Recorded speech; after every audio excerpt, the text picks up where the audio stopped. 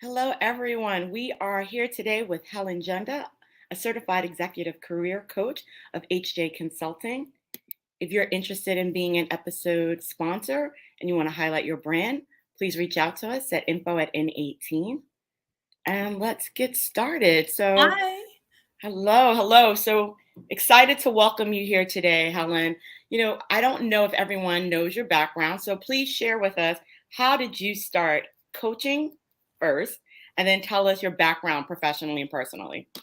So I started coaching in 2019 because I went to a training class called Gold Imagery. I had left my current position as a CFO of an eyewear company, and I spent the next 6 months learning how to be an executive coach, a life coach, and a wellness coach. I am ACC certified. And a little bit about my background: I've been an executive leader in the financial field, mostly in manufacturing, in the cosmetic industry. And I helped a couple of startups, my own business. Well, actually, two of my own businesses, my real estate investment company and a gourmet bakery. But prior to that, I worked in the corporate world for Elizabeth Arden, Revlon, and Coty Cosmetics, and is where I really started being a mentor and a coach. And that's when the pandemic happened. I'm like, I really want to take that passion into teaching other people what I've done right, what I've done wrong, and how to really grow as leaders. Because I feel like that's healthy part of a company, is to grow from the inside out. The leadership is what's making that happen. Yeah, and one of the things I find fascinating about your story, and I also identify with in your own story and journey, talk about your career as an accountant and the fulfillment that you felt being an accountant versus the fulfillment you feel now as a coach. Very good question. I didn't feel very fulfilled as an accountant. It's what pathed me to coaching eventually. But when I became a leader, I realized I really like working with the executives. I really like, not so much, I always was in a financial realm where I presented to them, and I was a great accountant and a great financial person. But the things that really kept me happy about my job were the mentoring and the coaching that I was receiving from the other executive team and giving back to my team, and eventually elevating my ideas to the executive team. And I became an executive. And while I was an executive, I realized leadership is much more about coaching than it is about your execution of the tactical stuff day to day.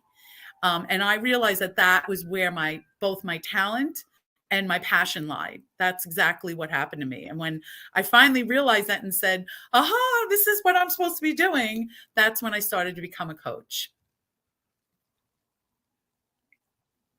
I love it. And, as for people that are listening, if they're small business owners, tell us more about the process of being a small business owner, um, specifically around the work you were doing with the bakery and the work you were doing with the real estate company. And I also helped a startup company grow from a small manufacturing We're company. saving that one. Okay. We're saving that one. Well, you have to come from an entrepreneurial spirit to start and build your own company. And you have to keep your eye on the purpose of why you're doing it. So with the bakery, that was a little bit harder for me because I wasn't the pastry chef, but I was really excited about growing my own business. So my ex-husband was the creative arm, and I was kind of the person that was helping financially. And we literally built it from the ground up. We bought a building, we renovated it, we built a retail space, we went through all the health code things, and then we opened our door. But the things that you need to learn before you even open that door are significant, and it's what creates this thing that you have in your head. So your ideation of what you want, your purpose of what you want, and then you go find, when you have that down pat and you feel strong about it, it's almost like the universe starts bringing people into your wake that help you build this thing that you started to create. And we started to get involved with the community where we bought the building, because we were going to the building department and the health code department. And when people found out we were building a bakery in a place where there was no bakery, everybody was so excited for us, and they were cheering for us, and they were helping us get loans, and they wanted the bakery as much as we wanted the bakery. And if I could give to people you have to share your idea. You have to share your passion. That's where it starts to build. And then the tactical stuff lays in. It just lays in. Same thing with my real estate development company. I was looking to make more passive income in my life. But then I realized owning and operating, I buy and hold properties, but giving people a place to live, a beautiful place to live, started becoming my purpose. I love all my little real estate investments, and I love all the people that rent from me, and that became my purpose. And that still is a lot of passive income for me. And now I'm building my own coaching practice. I love it. So, one of the things that you didn't say, but you alluded to was around mindset and like the mindset of the entrepreneur. If a person is considering entrepreneurship, how do they start to prepare themselves mentally for all of the stress that comes with it? What are some of the conversations that you had with yourself? Yeah, so it's interesting because your mindset really needs to be of a growth place. You need to say that you're not going to do everything right. You're not going to know everything. And you need to embrace every single journey, every single step of that journey.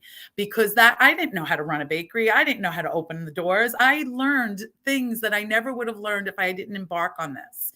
So at every step of the way, you have to have this growth mindset, and you have to be connected to your why. So the mindset to me is about your why. Why are we opening a bakery? Why do we want to do this? And I have to say, your why, the way it begins and the way it ends, is very different. And that's a good thing. And it's a natural thing. And you need to embrace it. So we started off thinking, I want to get out of the big corporate world. He wanted to have his own creative license to do what he wanted. But then our why became, we want to build a bakery that everybody will love and afford in a community that doesn't have one. And that became our why. And when we started to connect to that energy, that was when the growth mindset took over, because people were teaching us what to do. Well, you got to get the health codes. You got to talk to the community and find out, about a parking lot. And all these things started to fall into place for us. But we were open. Well, tell us what to do. What's our next step? Who do we talk to? Who can help us? Who's the best contractor? And all these things started to come to us more naturally because our mindset was open to create this thing for the community. After thing you mentioned that I think is very important, sharing your vision. And that's a coaching opportunity as well, because many people are afraid. They're afraid that someone might sabotage it. They're afraid to speak it out loud. There's just a lot of fear around sharing. But how can you get what you need if you're not sharing, your ask, or sharing your vision so that people can supply it?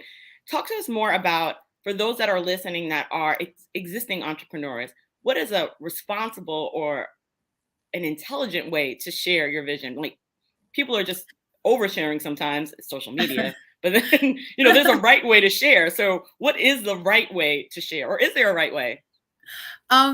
Your right way is going to be yours personally, right? I can't give you your formula for the right way to sharing. You have to be very personally attached to it. But it's being expansive in a way that's very point focused. Like I said, Chris and I were like, we want to open up a bakery, and we want it to look like the old time bakery that at mom and pop used to bring us to. We were standing online for jelly donuts on Sunday morning, and we all had a little ticket in our hand waiting for the jelly donut. So when we started to really expand that vision and be expansive in the way that we were talking to everyone about it, even the bankers were like, oh my God, I can taste that jelly donut from when I grew up. So the right way for us to talk about our vision was, and I say ours because it was Christopher's too, we did it together, and which is a really good point. So when you have somebody that's in alignment with you, just like a group coaching session, you definitely grow and expand better because you have this joint vision and the joint energy of both of you. So our vision kept growing because at every turn when we talked to people, they resonated with our vision. And the more they resonated with our vision, and the more I felt that they were really seeing it like we were, we became more confident and secure that this was the right thing, the right place, and the right time for us to build this bakery. And that happens in every business. It's like birthing a child. You just start to grow it, and it starts to evolve for you. And the right way to talk about it is to be excited about what you're doing. I love that. And, one of the other things, so as we pivot into the work that you did with the manufacturing company. Tell us more about how you were able to help those. Well, tell us more about that project and that work that you were doing, and then the role that you played as a coach. Because what I want us to kind of circle back to is the coaching aspect of the work that you're doing and how that matters for business leaders. Okay. So the startup company I joined was a baby Ganix company. It was $1 million when they hired me. Unfortunately, a sadder part of my journey with the bakeries, I left my husband and the bakery behind, and he runs it now, and we're co-owners. And I'm still involved in a little bit, but I was looking to be another entrepreneur. I didn't want to go back to the corporate world. I'd gotten a taste of being my own boss, and I wanted to do that again. I was almost leaving that entrepreneurship was like not, I really couldn't do it. So when this job came up, they were like, we need help, and you're going to be part of the founder team, and you're going to help us grow this manufacturing company. And we want someone who's an entrepreneur as well as someone who understands the big business finance things that I did in the manufacturing companies I worked in. So it seemed like a perfect marriage, and it wound up being a perfect marriage. But when I tell you, when I got there were so many more players already existing than my little bakery with just me and Chris and other people, that the coaching and the mentoring of myself and them was prevalent. And the coaching was telling them how to believe in their mindset, telling them what products to go after, and the whole while teaching them how to have fiduciary responsibility. So as a finance person, and something that was very strong in me in my own business and my own bakery execution, was we have this much money to play with. I took that very, very seriously, and I monitored it very closely. But in doing so, I had to teach people about putting maybe not right now, we can't do all this right now aside. And let's work on the things we know are going to bring us more cash flow and more growth, and really focusing strongly on those things and spending the money that we had gotten wisely. And we had gotten an influx of $10 million from a private equity company. And I had a responsibility to report back to them that cash flow on a quarterly basis. So I was the person telling everybody, yes, no, yes, no. And that took a lot of my own guidance and a lot of guidance I had to give out to the executive team. Wow. So, it's also being able to trust your own gut and know what's the best decision for the team, but then also hearing what they are asking and being able to accommodate them in that way. Now, one of the things I wanted to pivot to was around the importance of having peers that you can speak to and individuals. So, one of the things, let's talk more about the peer-to-peer coaching and the business coaching and why that works, and why that model is very important right now. So, you and I work together on business coaching for small and medium-sized businesses. Talk to me about, based on your experience, talk to me about why this model is relevant now. So I'm going to start with the startup, because the way this became a very strong belief in me about group coaching or peer coaching was when we were running this company. There was an executive advisory board we put together. I put together an executive advisory board. And what that was a group of people within our company and outside our company that could help us figure out our vision. And there were people that were in the baby industry. There were people that had a lot of money to invest in the baby industry. There were the three founders of the company on the board. There was the marketing person. And we built this team, and we decided on a quarterly basis how to solve our problems, how to talk about our fears, how to grow this business, how to decide to exit when we wanted to sell it. And I started thinking, just because we had tens of millions of dollars to work with, what about every small business needs this? That group of people is what propelled us forward. The energy of them, their vision, where we stayed on point, when we thought someone was going off point, dragging them back in. And that's where my first real, without being a coach, was my real first group coaching experience, and learning from all these people that were leaders and did grow company, and us learning how to build this company. They also taught us how to exit that company. And we sold it to SC and Johnson for an insane amount of money. And we all made a lot of money. And it was but that wasn't the reason. But when I left, I said, this is something every small business needs. this peer-to-peer coaching, this honing in on what's right and what's not right for me. And where do you get that feedback other than people that are doing it and living it and breathing it at all levels and all diversity? And that's what the essence to me of peer-to-peer coaching is. So let's dig deeper into, like, for people that are listening that are entrepreneurs, the question might be, is this something I need to do? Is this something for me? How does a business determine that they're ready or they need to be part of a peer-to-peer coaching, business coaching model or group? Okay. So, we've built, me and you have brainstormed about this, and there's a lot of trigger points that if you're thinking, I feel lost in making this decision. I feel isolated in making a decision. I'm not confident that I'm making the right decision. Am I surrounded with the right people to help me propel my business forward? Am I in the weeds doing everything and I have no personal life whatsoever and my spirit is just crushing? These are like warning signs with someone that they're raising their hands. I need somebody to help me figure this out from a tactical perspective, from a mindset perspective, from not just feeling so alone out there. Who else has gone through this, right? So that's really how you start to know. You start to listen to your own inner dialogue to understand, wow, I could really use guidance. And so I think the other thing that happens is when they're raising their hand, it's not that they're a solopreneur. Sometimes they're the leader of a company of 5 or more. They have employees that they're responsible for, and they are in this leadership role, but maybe they're too much in their day-to-day business. They're not looking at it from a holistic perspective. Talk about how these groups are comprised. So I don't know if people can visualize what one of our small groups look like. So talk to us about the process to create the group and why we've pollinated a group of such people. So the first step is them understanding what we offer and going to our little HubSpot and finding our little link to see what this is all about. And I think we've done a good job to lay it out a bit. But really, we are the facilitators and the coaching people. We're putting a unique group together. We want a very diverse group. We want people at all levels of their business, or maybe an executive in a small company, or a leader of a slightly larger company, where you have responsibilities that go, with other people and money and times like that. But my job, and mine and your job, is to build a group that I believe that these people will resonate together.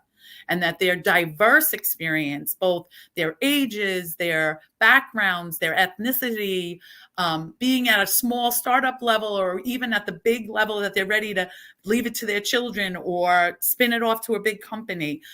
Everybody at different stages is going to learn from each other. And I think that's what creates this powerful group experience, that if you put the right group together, and when we facilitate the discussions, that everyone's experience comes out. And I think the guy who's been in business for 30 years needs the little guy to remind him, oh my God, look how energetic this guy is. Oh my God, he's like pivoting on a dime. I remember when I was like that. And to be inspired again to start something new, or to be motivated to change something in their business that's been humming along for 20 years. And then the young guy who's like, okay, you got to get yourself focused and you got to get process going and you got to start to build a leadership team. And that guy who's been doing it for 30 years knows all that. So I could see the balance of what in the group and how all this starts to play out. But what also is really interesting about the groups is that my belief system is that you can't separate your professional life from your personal life. And I believe that the groups help you also understand that. If you have something going on in your personal life, it's affecting your business. And if something's going on in your business life, it's affecting you personally. And we talk about those things too. They're a little bit softer things, but they're really, really relevant and important to your mindset and your growth. And where do you see the difference, or where do we draw the line between individual coaching needs for leaders versus these group coaching? How do we differentiate when you need one or both? I think they kind of grow on each other. They kind of pivot from each other. So you might be in the group coaching session and you hear something that someone else is talking about, but you never got a chance to bring, or you weren't ready to bring it to the group, let's say. And you want to kind of flesh it out personally with a one-on-one coach. And that's when I'm not ready to share or expand on this in front of people. I want somebody to talk to individually in a more private, confidential setting. The groups are confidential within themselves, but sometimes you're not ready to open up to 12 people. You have something personal going on. So to me, or you're in a group and all of a sudden something comes up and you really need a little more, we'll follow up in a one-on-one session to say, let's go deeper here, because we couldn't get to it. Everyone had, a little time to talk, but I want to go deeper. And that's how that kind of comes up. Or if you need something more than a coach, you need a consultant. How would you do an analysis to figure out if Amazon is the right place for me to sell my product? Well, let's talk about what that means to you and how we can analyze it and see if that would work for you. So, sometimes you don't have the time to do all those tactical things within a group. So you go off and do something, an hour concentrating on that one topic. I love it. And so one of the things that people also may not understand about group coaching, the peer coaching model, whether or not they're ready, but let's focus on the outcomes. What are some, like, you have a few good stories. Share one of your stories around the model that you've used to help in that peer-to-peer group coaching. Like, share an example, because I think also in identifying whether it's for me, like whether this group coaching is for me, the other question is, well, what will I get from this? How do I know? What is the definition of success? How are we defining success so that a person participating knows, I've done this and now I feel like I've accomplished that thing? Share with us like an example or a story where you've facilitated or where you've seen this business group coaching succeed. So within every group, we do lots of things when we meet. Some groups meet once a month, some groups meet once a quarter, it depends. So one of the things I think is most powerful and transforming in the group coaching setting that we provide is we do something, we process an issue. So all the leaders come and they bring up an issue that they're struggling with, or they want more advice about. And we have this kind of group coaching issue processing model that we have, and we process issues. So one of the issues, to give you an example, is this he's been in business quite a while, and he sells the fillers inside all the boxes you get from Amazon, like all these little like things that you use to package the boxes. And he was doing Amazon, and he said, I'm spending so much time. They have a lot of requirements, Amazon, for how you deliver products, how you do everything. And there's all criteria. And he felt that he was spending much more time doing the analysis to get his product sold, and that the revenue really wasn't there to substantiate all the labor costs. So when he brought it to the group kind of asked him, well, do you really even know what you're making on just those products on Amazon? And, he didn't know. And he said, I really got to sit down and do that modeling to see if I'm really making any money on Amazon. And the group helped him sketch out what he needed to bring back into his individual coaching session with me to build a model to see if he was profitable with Amazon. So him and I went off on our own and did that. And we realized he was moderately profitable, but nowhere near the rest of his products, right? So when we went back to the table with the group said, well, we don't think you should walk away from it because Amazon has a lot of other, what are your reasons to be at Amazon other than the profit? And we scaled out that it's like an advertising thing. Being on Amazon is a big deal for people, and having the presence there because it's so huge is a big deal. So maybe the way he's going at it is just not right. So one of the guys in the group said, I did the same thing, and I went to a third party fulfillment house, and now I don't have to deal with Amazon. They do. He just tells me what he needs from me. I send it to the third party. He does all the Amazon criteria. He sends it out. And the cost of paying that guy to do it versus his own internal staff, he made more money doing it that way. And that's where he eventually went. But the group and this individual little analysis we did all helped him make that decision better. Wow. And so it sounds very individualized and personalized, but the person has to come with an issue or a problem in the beginning. Yes. And that didn't, the solution didn't flesh. Everyone had their own little take on what he should do. And everybody around the room kind of gave their suggestions. He chose the one about going to the third party. Mm-hmm. And that's why, that was so great. So he's still in control. He's just getting better choices from people that have been through this before. And then he decided what was the right choice for his company to go after, how to perform better with Amazon. And, one of the other things that I don't know if people heard, we have 5 minutes left, but I don't know if people have heard this. What is the role of a coach? Because I think when you think of this conversation, the individual or the group coaching, people have an idea. And even to this day, I still find myself trying to explain it, but realizing that it has to start with first having the expectations managed. So let's talk about what is your role as a coach individually, and what is your role as a coach in these group business settings? So always my role as a coach is to bring forth in you what you think your instinct is driving you towards. And I'm a facilitator. I'm a facilitator of bringing what I know is already inside you for the answer for you and your business or you as a person. So I'm a facilitator in both roles. Individually, I ask really powerful questions that stop you and start thinking about what it is you're looking for out of this situation, circumstance, what's your vision of it. So I ask those questions to get you to pause in your life to understand what it is. And as you start to do that, you start to grow your mindset or your vision of what it is. In the group, I do the same thing. We facilitate either through our issue processing or who's coming to the table with an issue. I'll pick one that I think is going to resonate with everybody. So I facilitate. Okay, let's work on Jack's issue of trying to hire a right-hand supervisor in his factory, right? So let's all talk about that. And then I make sure that the discussion stays pointed on that and that people don't go off on a tangent and waste time, and that we really stick to the topic and the issue that we're trying to process. So I facilitate that.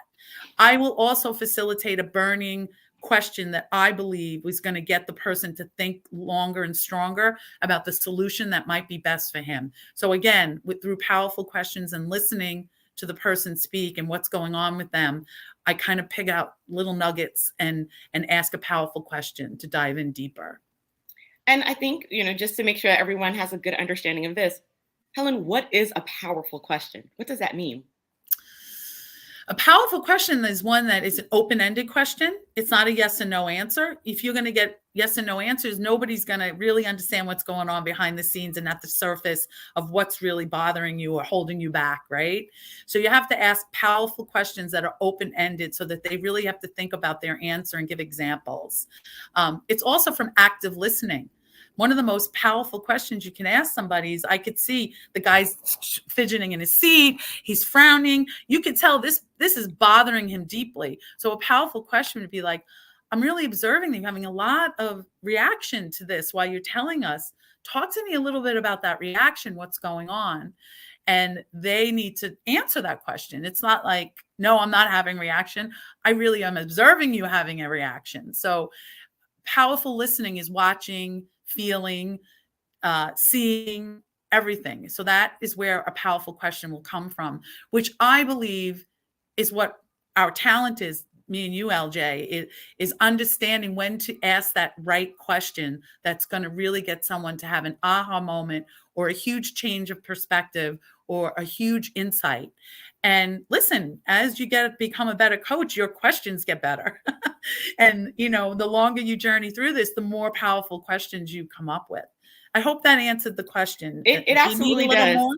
No, it absolutely does. I think one of the things I'd like to end on is the importance of certification. So, we have we've gone through this process of getting the certification. And I think that when you look at the world and you look at everything that's happening, there are a lot of people that have domain expertise and they are coaches. But I also recognize that there are some very important concepts, content, and approaches that we've learned through certification. And so as we get ready to end and people are asking, well, why LJ? Why Helen? Why this product? Talk to me and just like reshare, maybe it's resharing.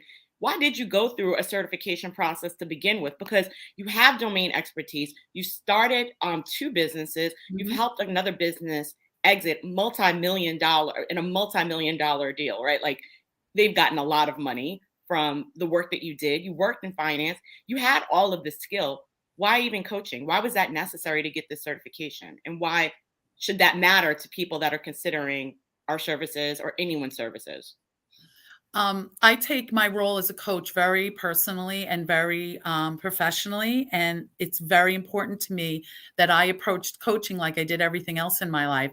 I wanted to be competent about being a coach. I wanted to learn the skills that good coaches have that offer people at guidance and propelling them forward. And although I had a very good idea of what that was, I wanted to learn more techniques and really be trained by people that have been doing it for a long time. So when I found Gold Imagery, that was the institute we went to. And she was a great coach, and she had a lot of other things in her arsenal that she was going to teach us. But we learned what ICF, the International Coaching Federation, was looking for to give someone certification to be a coach. And that was important to me. That's a governing body of all coaches. And I think unless they say, yes, you are certified to be coaching people, I didn't feel like I was a coach. So some of it was my own desire to be certified, but I learned so much. I learned how to be an active listener. We practiced and 500 hours of coaching. And I'm telling you, you need that to become a good coach. And I felt like I was a coach when we were done, right? And I was ready to take this on. And all my own instincts and all my experience, it just married with it, right? But going through learning how to bring something to the forefront of someone's life, you've really got to understand how to stay out of your own way. This isn't about you. That's a big thing that you learn. It's not about you. Today is about me because you're asking me. But when you're coaching, it's not about you. It's about the client. I always say, let the client lead. Let the group lead. When I pick up on something that's a theme in someone's conversation, I know I'm listening very active. Let's dig in there. I was taught that by Gold Imagery. I was taught that. And I know how to do that really well now. And really, my belief about coaching is that you have all your own answers. I'm just going to help you bring them to the forefront. I love that. And we are at time. So one thing we should shout out Gold Imagery and Mariana Lead for, bringing us and getting us to this point in our professional journey as well. Thank you, Helen. And for anyone interested in learning more about coaching, learning more about the business coaching model, we'll put a link in the chat after this so that you have access to it. And then stay tuned because we'll be sharing more information about the coaching products that we offer. And there's limited time to participate. And so we have small cohorts. And if you're selected, you can be part of it. So thank you all. And thank you, Helen. You're welcome. Thank you, LJ, for all your great questions. Thank you. That concludes our episode for today. Thank you. Bye-bye.